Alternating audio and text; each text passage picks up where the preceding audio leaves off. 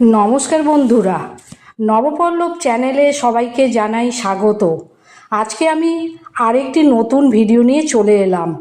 Thumbnail ও title দেখে আজকের ভিডিওর বিষয়বস্তু নিশ্চয়ই বুঝতে পারছেন কী বিষয় নিয়ে আলোচনা করব।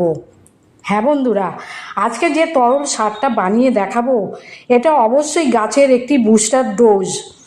আপনারা প্রত্যেক মাসে গাছের পরিচর্যা তো করবেনই, প্রত্যেক মাসের পরিচর্যা দেখতে চাইলে নবপল্লব চ্যানেলে গিয়ে দেখে নিতে পারেন।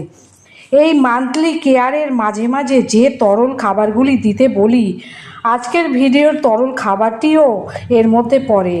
অন্যান্য খাবার যেদিন দেবেন তার ঠিক 3 দিন পর আজকের বানানো এই তরলটি দিতে পারবেন। কিভাবে বানাবেন এই তরল বুস্টার ডোজ চলুন দেখা যাক। এটা সম্পূর্ণ ঘরোয়া উপাদান দিয়ে বানাতে হবে। তার সাথে মেশাতে হবে কফি অর্থাৎ খাবার কফি পাউডার। দুটো উপাদান দিয়ে এই তরল সারটি বানিয়ে ফেলবো।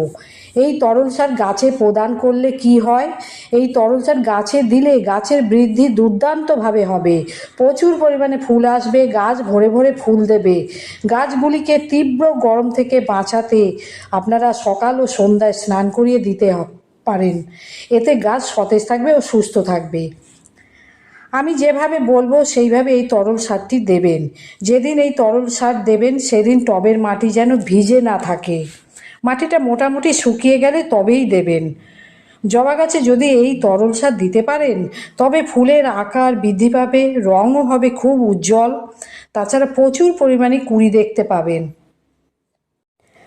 আর অবশ্যই যে সমস্ত হলুদ পাতা হয়েছে সেই সমস্যা চলে যাবে। গাছে হলুদ পাতা আর হবে না, কচি কচি পাতায় ভরে যাবে এবং প্রচুর পরিমাণে কুঁড়ি আসবে। এই তরল সব গাছেই দিতে পারবেন, শুধু ক্যাকটাস ও স্যাকুল্যান্ট গাছে দেবেন না। অ্যাডিনিয়াম গাছেও এই তরল সার দিতে পারবেন। এই তরল সারটা দিতে হলে খুব সকালবেলা অর্থাৎ সূর্য ওঠার আগে দিয়ে দিলে ভালো হয়। মোটামুটি সকাল 9টার মধ্যে দেওয়া যেতে পারে। ছোট ছোট জবা গাছ ফুলে ভরে যাবে, গাছ হেলদি থাকবে, সুস্থ থাকবে এবং প্রচুর পরিমাণে ফুল আপনি বাগানের সমস্ত গাছ থেকে পাবেন। এটা সবজি গাছেও দিলেও প্রচুর পরিমাণে সবজি ফলবে। যদি ফল গাছে দেন তবে বেস্ট রেজাল্ট পেয়ে যাবেন। ভীষণ গরম, গাছগুলি সবসময় ঝিমিয়ে যাচ্ছে, বৃষ্টি সেভাবে দেখা যাচ্ছে না। এই তরল সারটি ঠান্ডা সার বলা যেতে পারে, যেটা এই গরমে গাছে প্রাণের সঞ্চার হবে বলা যেতে পারে। পাতা হলুদ, কুঁড়ি হলুদ হয়ে ঝরে পড়া, এটা আর হবে না। কতদিন ব্যবধানে এই তরলটা দিতে হবে এটা আপনারা 20 দিন অন্তর অন্তর আপনাদের গাছে প্রয়োগ করতে পারেন, কিন্তু বর্ষার আগে পর্যন্ত 20 দিন অন্তর অন্তর আমরা এই কফির সঙ্গে মেশানো 2টি উপাদান দিয়ে বানানো তরল সারটি গাছে প্রদান করে যাব। আর আরেকটি গুরুত্বপূর্ণ বিষয় হলো কতটা পরিমাণে এই তরল সারটি গাছে দেব। 8 বা 10 ইঞ্চি টবে এই 200 ml অর্থাৎ এই কাপটার পরিমাণ অনুযায়ী গাছে প্রদান করব। আর যদি 12 ইঞ্চি বা 14 ইঞ্চি টব হয় তবে এই কাপে 1.5 কাপ পরিমাণ তরল দেব। সমস্ত গাছে দিতে পারবেন। টবের মাটি যেন শুকনো হয়, এইভাবেই আমাদের বাগানে সমস্ত রকম গাছে খাবার প্রদান করে যেতে হবে এবং এই খাবার গাছের বুস্টার ডোজ হিসাবে কাজ করে থাকে। আমি আরও যে তরল সারের কথা বলে থাকি যা বিনা পয়সায় গাছে দেওয়া যায়, যেমন পেঁয়াজের খোসা ভিজানো জল, আলুর খোসা ভিজানো জল ইত্যাদি, এইগুলি করেও মাঝে মাঝে আপনাদের গাছে দিতে পারেন। আমি আমার বাগানের সব গাছেই এটা প্রয়োগ করে থাকি। যে অনুপাতে দিতে বলছি সেই অনুপাতেই দিন, খুব ভালো রেজাল্ট পেয়ে যাবেন। চলুন দেখি কি উপাদান এই কফির সঙ্গে মিশিয়ে তরল সারটি বানাবো। 1 লিটার মতো জল নিয়ে তাতে 1 চামচ কফি পাউডার দিয়ে গুলে নেব। এটা আমি দেখাবার জন্য কম করে জল নিয়ে দেখাচ্ছি, আপনারা আপনাদের গাছ অনুযায়ী তৈরি করবেন। ভালো করে কফিটা জলের সাথে মিশিয়ে দিতে হবে যেন কোনো দলা না থাকে। কফি গাছের মাটি অম্লত্ব বজায় রাখে। আবার টবের মাটিতে পিঁপড়ে থাকলে এই কফির গন্ধে পিঁপড়ে কিন্তু পালিয়ে যায়। মাটি অম্ল থাকবে, অম্ল মাটি গাছের খুব পছন্দ করে, গাছেরা খুব অম্ল মাটি পছন্দ করে।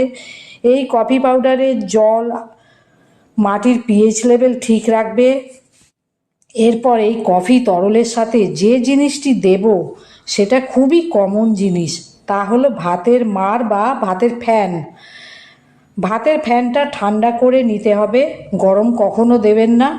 পরিমাণ হলো এই যে 1 লিটার কফি পাউডার ভেজানো জলটার সাথে এই রকম 2 কাপ ফ্যান, অর্থাৎ 400 ml।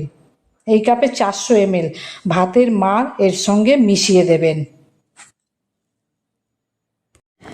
এটা আশা করি সবার পক্ষে বানানো সম্ভব। এটা সবার বাড়িতেই আছে, অর্থাৎ কফি পাউডার ও ভাতের মাড়। এরপর যেটা দিতে হবে সেটা হলো হিউমিক অ্যাসিড। এই হিউমিক অ্যাসিড ডাস্ট আকারে ফার্টিলাইজারের দোকানে পাউচ প্যাকে পেয়ে যাবেন। তরল আকারেও হিউমিক অ্যাসিড পাওয়া যায়। যে যেটা কিনবেন সেটাই ব্যবহার করবেন। ডাস্ট আকারে থাকলে 1.5 চামচ দেবেন, আর লিকুইড আকারে থাকলে 1 থেকে 1.5 ml, আর গ্র্যানুয়েল আকারে হিউমিক অ্যাসিড থাকলে 1/2 চামচ নিয়ে এই জলে গুলবেন। যার কাছে যেটা আছে সেটাই এই অনুপাতে ইউজ করবেন। এই তরলটাতে তাহলে দেওয়া হলো কফি পাউডার, ভাতের মাড় ও হিউমিক অ্যাসিড। এই হিউমিক অ্যাসিড দারুণ কাজ করে।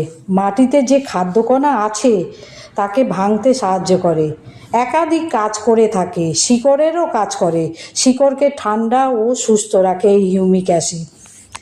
এই যে তরল সারটা বানানো দেখালাম, এটা সঠিক অনুপাতে ও সঠিক ব্যবধানে যেভাবে বলেছি সেইভাবে দিন, আশা করি ভালো রেজাল্ট পাবেন। কারণ এটা আমি আমার বাগানে অ্যাপ্লাই করে ভালো রেজাল্ট দেখেছি, সেই জন্যে ভিডিওটা তৈরি করলাম, যাতে আমার মতো সবাই উপকৃত হয়। আশা করি বন্ধুরা আপনাদের নিশ্চয়ই ভালো লেগেছে। গাছের এই পরিচর্যাটি শিখলেন, কিভাবে বানাতে হবে এই সার, এইভাবেই বানিয়ে দিন গাছে। বন্ধুরা তাহলে আজকের মতো এই পর্যন্ত। আবার দেখা হবে অন্য কোনো আরেকটি ভিডিওর মাধ্যমে। ধন্যবাদ।